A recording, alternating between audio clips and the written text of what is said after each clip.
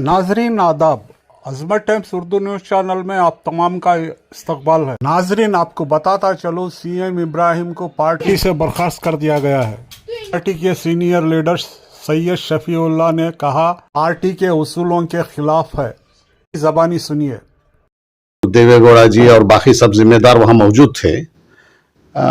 जिस आनंद फानन में काम किया गया और जिस जल्दी में वो कर रहे हैं, ये देखने से पता चलता है कि कुमार स्वामी ने जो कुछ किया, जाके अमित शाह जी से मिल के आए और अपनी पार्टी को, एक सेक्युलर पार्टी को, बीजेपी की जैसी हिंदू मुस्लिम नफरत हमेशा पैदा करने वाली पार्टी के साथ हाथ मिलाने की कोशिश जो की है, इसमें पूरी तरह से वो फेल हो चुके हैं।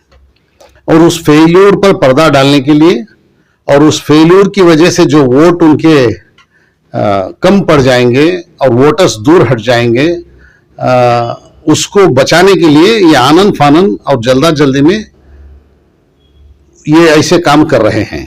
ये एक गलती को, बहुत बड़ी गलती को मूंछने के लिए, उस पर पर्दा डालने के लिए और ज्यादा गलतियां करने पे उतर गए हैं। और ये प्रोसीजर के भी खिलाफ है जो कुछ उन्होंने किया है। प्रोसीजर जिस तरीके से उन्होंने बर्खास्त किया सीएम इब्राहिम साहब को, क्या वो पार्टी के उसूलों के मुताबिक है? नहीं, हरगिज नहीं। देखिए, पार्टी के उसूल ये हैं कि सबसे पहले उन्हें नोटिस देना चाहिए था, वो भी नेशनल प्रेसिडेंट की तरफ से, क्योंकि प्रेसिडेंट हमारे कर्नाटक यूनिट की, रियासती यूनिट के प्रेसिडेंट खुद सीएम इब्राहिम साहब हैं। तो नोटिस सिर्फ देवेगौड़ा जी से आ सकती है और रियासत के किसी भी ओहदेदार उनसे बड़े नहीं हैं।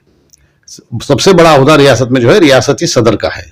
लिहाजा अगर उनको नोटिस देना चाहिए था और एक डिसिप्लिनरी कमेटी बनाकर उनके सामने बुलाकर पूछताछ करना चाहिए था, और वो जरूर फेल हो जाते, क्योंकि इनकी कोई गलती नहीं निकलती। असल में प्रॉब्लम क्या है, कौन सी जो उन्हें पार्टी की तरफ से कौन सा उन्हें परमिशन था कुमार स्वामी को और उनके बेटे निखिल कुमार स्वामी को जाके बातचीत करके पार्टी को दूसरी पार्टी के साथ मिलकर इंतखाबात में हिस्सा लेने की बात करने की, किसकी तरफ से परमिशन से गए हैं? क्योंकि रियासती सदर को छोड़कर कुछ काम नहीं हो सकता था। ये बहुत बड़ी गलती की है, उन्होंने की है। एक मिसाल मैं देता हूं यहां, अगर कोई दूसरे चुने हुए हमारे लेजिस्लेटर्स, एमएलएस, जो 19 एमएलए हैं, उसमें अगर 2 या 5 या 10 एमएलएस जाकर ऐसा बात करके आते, तो देवेगौड़ा जी और कुमार स्वामी का रवैया उनके साथ क्या होता? फौरन उन्हें बर्खास्त किया जाता और शायद जूतियां मारने के पर भी तुल जाते लोग, और सारी पार्टी वाले उनके मुखालिफ हो जाते, और फौरन हमारे सीएम इब्राहिम साहब सदर को बोलकर उन्हें फौरन बर्खास्त कर दिया जाता। अब जो है ये जाकर कौन से, क्या बेसिस, क्या बुनियाद के तहत उन्होंने जाकर अपने आप को वहां पेश किया सदर के परमिशन के बगैर? ये बहुत बड़ी गलती, उनका एहसास उनको हो गया है। बिल्कुल भी जो है सीएम इब्राहिम को पूछे बगैर एचडी कुमार स्वामी और उनके फर्जंद ने जाकर ये मुआहिदा किया, बीजेपी के साथ हाथ मिलाया। लेकिन सीएम इब्राहिम साहब की जिम्मेदारी बनती थी कि वो उसी वक्त एचडी कुमार स्वामी साहब के खिलाफ कार्रवाई करते, लेकिन ऐसा नहीं किया उन्होंने। देखिए, मसला यहाँ क्या है, एचडी कुमार स्वामी, निखिल कुमार स्वामी और देवेगौड़ा जी पार्टी के बहुत अहम शख्सियात हैं, और फौरन कर देने के लिए जो जनरली जिन दूसरे लोगों के साथ होता है वैसा नहीं किया जाता। उनके साथ उनको इंतजार करना पड़ेगा, पूछना पड़ेगा वगैरह, वो कर रहे थे, इसमें कोई गलती नहीं, टाइम लेकर कर रहे थे। लेकिन उन्हें पता चल गया कि ये कुछ उनको सस्पेंड करने वाले हैं। इससे बचने के लिए इन्होंने ये आनंद फानन पार्टी ऑफिस में जल्दी में लोगों को बुलाकर यह काम किया है, जो गलत है। सबसे पहली गलती उन्होंने ये की कि अपना कोई अथॉरिटी ना होते हुए पार्टी की तरफ से, देखिए कुमार स्वामी, एचडी कुमार स्वामी लेजिस्लेचर पार्टी के लीडर हैं, जिनका वहां पे हमारे विधानसभा में उनका पावर है। पार्टी के अंदर जैसे पार्टी के दूसरे अफराद हैं वैसे ही हैं कुमार स्वामी। अब कुमार स्वामी अपने फर्जंद को ले जाकर वहां मुलाकात करके पार्टी को खुद उन पर जम करने की बात या उनके साथ मिलकर इंतखाबात करने की बात करें, इसके लिए अथॉरिटी चाहिए पार्टी प्रेसिडेंट की तरफ से। पार्टी प्रेसिडेंट से बातचीत करने से नहीं होगा, उनको उससे पूरी अथॉरिटी लेकर जाकर बात करना चाहिए, या तो पार्टी प्रेसिडेंट को साथ में लेकर जाना चाहिए। उन्होंने बहुत बड़ी गलती की है। लेकिन जहां तक मेरा इस्तीफा है, मैं एक पार्टी का सीनियर ओहदेदार हूं, था सीनियर वाइस प्रेसिडेंट के तौर पे, और पूरी ऑफिस मेरी निगरानी में चलती थी। ऑफिस इंचार्ज भी बनाया गया था देवेगौड़ा जी साहब की जानिब से। लेकिन मैं खुद, अगर कोई भी हमारी पार्टी जो थी पहले, उस पार्टी की तरफ से कोई भी कुमार स्वामी या कोई भी जाकर अगर बीजेपी से हाथ मिलाने की बात करता है तो मैं फौरन उसकी मुखालिफत करूंगा। और तकरीबन आधे से ज्यादा पार्टी में ऐसे लीडरान हैं, सिर्फ मुस्लिम लीडरान नहीं, वकीलीगस, लिंगायत, कुर्बास और दीगर सारे ओबीसी, दलित, सबके सब आधे से ज्यादा बीजेपी के साथ हरगिज मिलने या बीजेपी के साथ मिलकर काम करने के फुल मुखालिफ हैं, पूरी तरह से मुखालिफत करते हैं।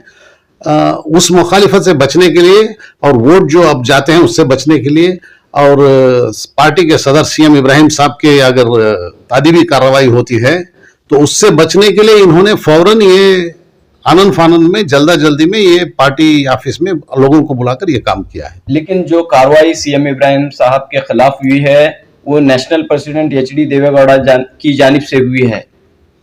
ठीक है, लेकिन इसका अगर इसकी सफाई में वो क्या पेश करेंगे? क्यों? अगर किसी ने सवाल किया, सारी अवाम देख रही है, रियासत की सारी अवाम देख रही है, सारे वोटर्स देख रहे हैं। कल का दिन जब वोटर्स के पास हमारी साबिक पार्टी के लीडरान जब जाएंगे तो वोटरान को क्या पेश करेंगे? क्यों निकाला गया? सिर्फ यही बात तो आएगी ना। वो बीजेपी में इनकी जो बीजेपी के साथ का मिलाप है उसकी मुखालिफत कर रहे थे, इसलिए उनको निकाला गया। क्या इससे मजीद वोटर्स वापस नहीं चले जाएंगे? बहुत सारे वोटरान इनके फिर गंवे जाएंगे, ये गंवाएंगे वोटरान को। देखिए, पार्टी मुखालिफ सरगर्मी पार्टी का सदर नहीं कर सकता। पार्टी के सदर हैं उन्होंने मुखालिफत क्या की है? कुमार स्वामी और निखिल कुमार स्वामी जाकर जो अमित शाह से मिले उसकी मुखालिफत की है। वो तो पार्टी की खिलाफ वर्जी, पार्टी के कवानीन की खिलाफ वर्जी, पार्टी के उसूलों की खिलाफ वर्जी और पार्टी के बैलास की खिलाफ वर्जी कुमार स्वामी और उनके फर्जंद कर रहे थे, जिसके खिलाफ प्रेसिडेंट पार्टी के जनाब सीएम इब्राहिम साहब ने आवाज उठाई। ये कैसे पार्टी मुखालिफ हो सकता है? हरगिज नहीं। ये वोटर्स देख रहे हैं और रियासत की आवाम देख रही है, खुसूसन रियासत का मुस्लिम तबका जिसने 3.5 साल बीजेपी की हुकूमत देखी है। बीजेपी की हुकूमत ने क्या किया? 3.5 साल में यहां नफरतों को हवा दी, हिंदू मुस्लिम नफरत को बढ़ाया, और जो फ्रिंज एलिमेंट्स वो कहते हैं अपने दीगर ग्रुपों को जो वो पाल के रखे हैं, जैसे श्री राम सेना है, बजरंग दल है, वीएचपी है, और पता नहीं हजारों नाम के हजारों उनके ये हैं। वो लोग जो करते थे, हमारे नौजवानों को पकड़ के रास्तों में मार देते थे, एक को जान से मार दिया मंडिया में, उसको भी उन्होंने सपोर्ट किया। और हिजाब निकलवाने के लिए सबसे पहले ये बजरंग दल और वीएचपी के नौजवान हमारी लड़कियों की कॉलेज में जाकर वहां एहतजाज किए। अगर वो हमारी लड़कियां हिजाब निकाल के आई तो इन्हें क्या फायदा होगा, या हमारी रियासत को क्या फायदा होगा, या कॉलेज को क्या फायदा होगा? और वो बच्चियों के खिलाफ जब इन लोगों ने एहतजाज किया, उस एहतजाज के सपोर्ट में हुकूमत आ गई, बीजेपी हुकूमत। ये सब करके मुसलमानों की बच्चियों को तालीम से रोका। फिर गोश्त के मामले में गोश्त की दुकानों को बंद करवाया, कई जगह व्यापारियों को बंद करवाया, और मंदिरों के पास मुसलमानों के व्यापार नहीं होना चाहिए उसको बंद करवाया। इस तरह नफरत को 3.5 साल खूब नफरत को हवा दी, हिंदू मुस्लिम नफरत बढ़ाया। ये मुसलमान रियासत के देख चुके हैं और तंग आ चुके हैं।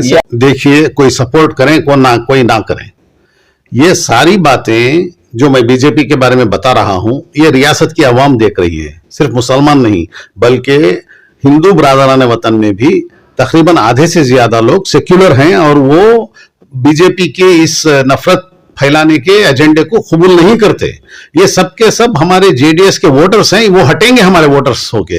लीडरान और 10 उनके साथ भी रहेंगे तो भी वोटर्स पीछे हटने वाले हैं। और हमारी साबिका पार्टी जेडीएस जो है, वो अब जो 19 एमएलए आए हैं, वो उसमें भी कमी आ जाएगी, और एमपी इलेक्शंस में भी बहुत बुरी तरह हार का सामना देखना पड़ेगा। लेकिन बीएम फारूक, जफरुल्लाह खान और भी लीडरान जो है वो सपोर्ट कर रहे हैं, इनके बारे में आप क्या कह रहे हैं? मैं यही बता रहा हूं आपको, और 10 लीडरान और 20 लीडरान सपोर्ट कर लें।